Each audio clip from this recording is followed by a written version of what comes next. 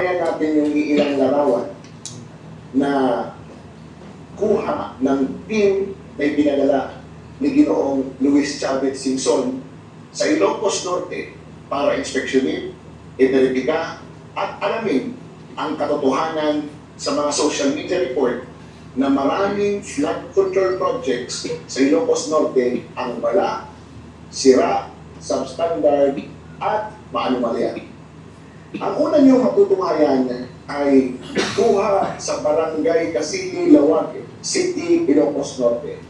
Ito ay isang flood control project na nagkakahalaga ng 47,022,160.24. Ito ay galing sa GAA 2025 at ang construction nito ay dapat nagsimula ng February 2025 at natapos noong September 1, 2025.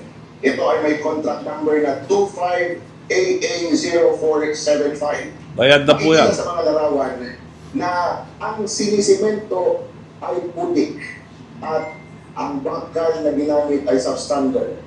Ang sukat nito dapat, ang kanyang kapal ay dapat 200 mm.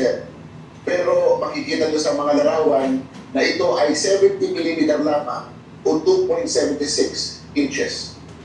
Ang embankment dapat nito ay dapat handling rock embankment, pero hindi inimplementa dahil makikita nyo, ito ay gawa sa putik.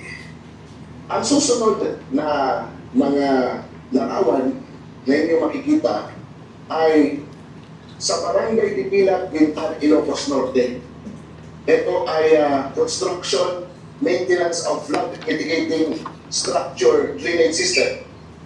Ang halaga ng proyekto ay 82,024,667.83. Ito ay dapat nagsimula ng February 19, 2024 at dapat natapos ng 31 October 2024. At ang source of fund nito ay GAA 2024.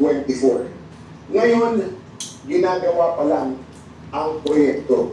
Noong unang pinuntahan ito ng team ni Ginoong Luis Chavez Singson, wala ito dyan sa kinatatayuan niya. Ibig sabihin, yung 2024 na project, ngayon pa lang ginagawa. Kaya, ang duda, Pero bayad na yan. ang idiniklara Bayad na lahat ng ICI na walang ghost project ang Ilocos Norte noong November 2025 na sinabi mismo ni General Asolin ay hindi totoo. Dahil kung makikita ninyo, ito ay kinonstruct pa lang at makikita din ninyo na ang dapat na kapal ng semento nito, yung slab nito, ay dapat nasa 300 mm o 11.80 inches. Pero, makikita nyo sa picture, ito ay mayroon lang 40 mm o 1.5 inch na kapal ng semento. Ang susunod na mga larawan ay isang flood control project na namisalign. Mapapansin nyo, ito ay pinagtagpo pero hindi pinadhana. Mapapansin ninyo na yung bagong istruktura ay hindi nakadikit sa lumang struktura na ayon sa obserbasyon ng engineer, ito ay nagpapahina sa dalawang istruktura. Ang budget ng proyektong yan ay 55 million. Ito ay nasa Bislac River, Barangay Tamdangan, Bintan, Ilocos Norte. Phase 2 ang project na ito. So, ibig sabihin, yung kanyang hindi naging tadhana ay phase 1. Nakikita nyo naman ang distansya o yung agwat ng kanilang mga istruktura. Ito ay galing sa GAA 2024 at dapat natapos ito ng April 2025. Yung sunod ay yung flood control project na hindi sila magkatagpo. Sila ay magkahiwalay.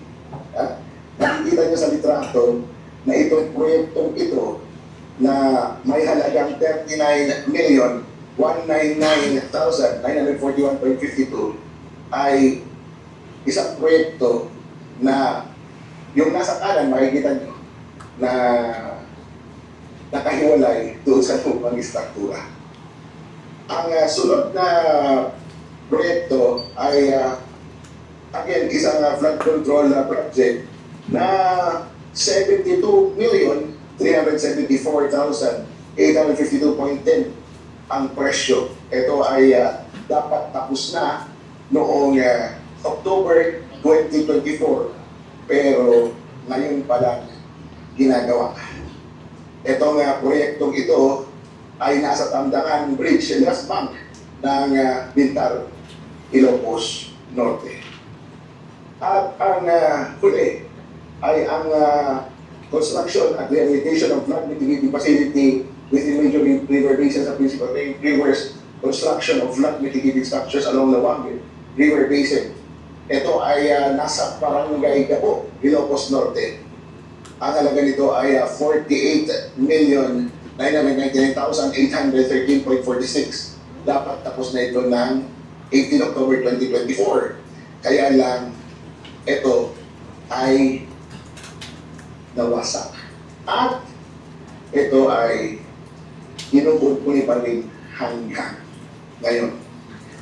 Ayon sa ating reliable sources na ang anim na contractors na ginamit dito sa mga proyekto, karamihan ng mga proyekto sa Ilocos Norte ay una yung 1116 Construction Corporation na pag-aari ni representative ng mga anak ni Congressman Ferdinand Beltran ng Magsasaka Party List, ang owner ng Third Star Builders Contractor, isa sa mga 11 contractors ng anumalyang proyekto na binanggit ni Senator Pin Lacson sa kanyang privilege speech. Yung iba naman ay gawa ng Metropolitan Builders and Construction Supply na pagmamayari ng Mayor ng Lawag, Ilocos Norte na si James Brian Q. Alcid na isang political protege ng mga Marcos. At ang BJMP Construction and Supply na pag-aari ni Junio Benvenido E. Aramaw na may opisina sa Antipolo City. Finally, ang sinasabi ay meron 551 flood control projects ang bibinabuhin sa First District Ilocos Norte. Ngunit hindi mahanap lahat ng team na pinadala ni Governor Luis Chavez Singson ang mga flood control projects at pinagdududahan na ito ay mga ghost project. Ipapakita namin yung isang mapa kung saan makikita niyo yung kabuuan ng mga flood control projects sa buong Ilocos Norte First District Engineering Office.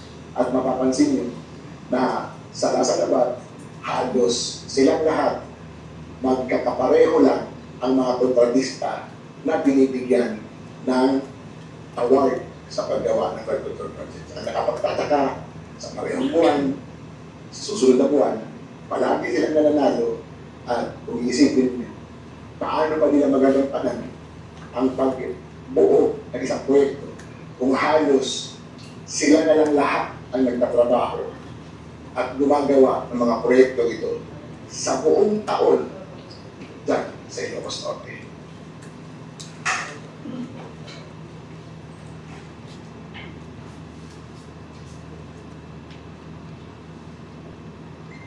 Yun pong mga project doon, sa district lang binibid, para inaayos nilang bidding doon.